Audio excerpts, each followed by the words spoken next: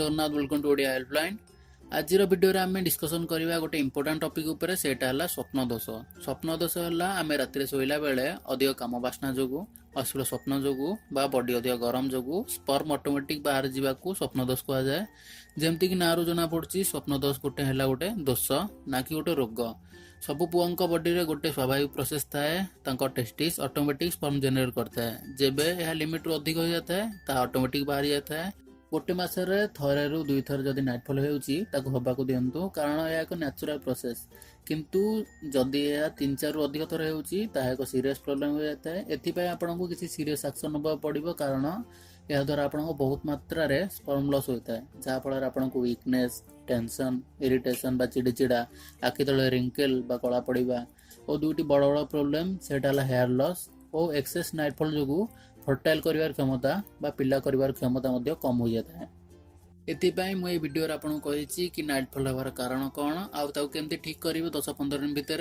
एथिपाई video को प्रथम session देखूँ ताकि आप ठीक से बुझीपारे कौन केमती करेंगे। आदि एपर्यंत आप ओडिया हेल्पलाइन को सब्सक्राइब करना तो तले थे बटन क्लिक कर प्लीज सब्सक्राइब कर दिंतु कारण आप सबुना किसी ना किसी इंटरेस्टिंग हेल्थ वीडियो नहीं आसूसी। बेल आइकन को तो दबाई दिंतु ताकि मोर आगामी वीडियो को आप तुरंत देखिपारे। सर्ट रे कहिया गले स्वप्न दोषर दुईटी मुख्य कारण गोटे मन को सफा रख गोटे पेट को सफा रख।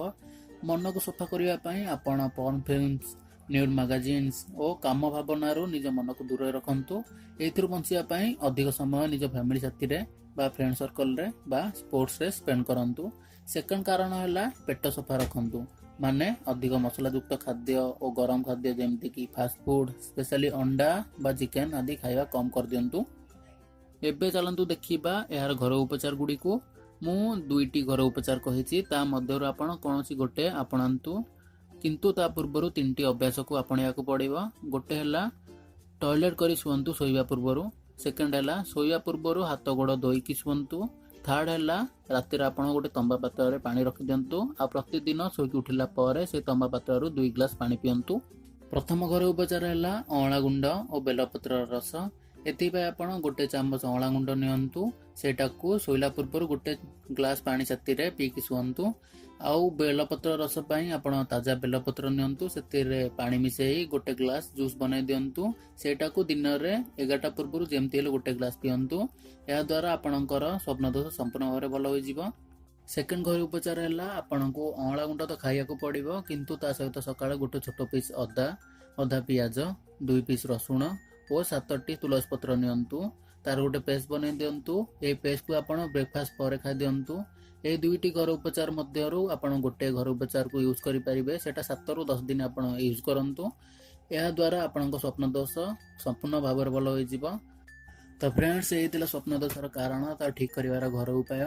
किंतु बयस्कर आ गोटे बड़ प्रोब्लेम मध्य थाए किछि लोकंकर टॉयलेट करि सारिया परे शेष ड्रॉप लाल टाइप रो पड़ी थाए और देह को गोटे इलेक्ट्रिक सब बड़े लगी था टी बॉडी थरी जाता है। सेटा को धातु दोष बा धातु रोग कह जाए। सेटा नाइटफॉल नुहे।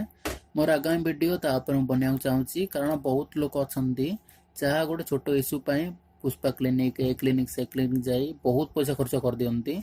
कमेंट बॉक्स कमेंट करी कहतु ये वीडियो में बनैबी ना ना कारण ये सेक्स टॉपिक गोटे एमती टॉपिक जहाँ कहीं क्या साथ शेयर करने चाहते आ वीडियो केमती लगला कमेंट बॉक्स कमेंट करी कहतु। आ जदि पसंद आसी सब्सक्राइब करिया भूलिबेनी। तो friends bye bye see you next video. जय जगन्नाथ।